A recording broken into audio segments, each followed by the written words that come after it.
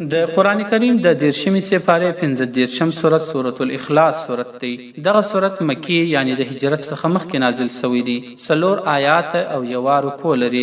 بسم الله الرحمن الرحیم. شروع کوم په نامه د الله جل جلاله چې ډیر زیات مهربان او پورا رحم کوونکی دی. قل هو الله احد الله الصمد.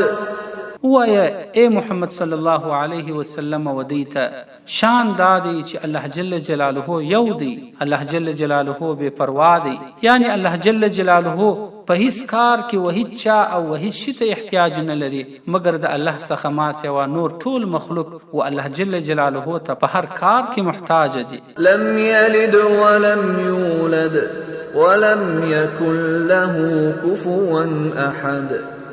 ندی زیږول سوی هیڅوک د ده څخه او نه دی د چا څخه زیږېدلی دی او نسته وده یعنی الله جل جلاله ته برابر هیڅ یو سیال یعنی الله جل جلاله لره نسب نسته لکه څنګه چې مشرکان ویل او نه الله جل جلاله ته کم سیال او شریک سته.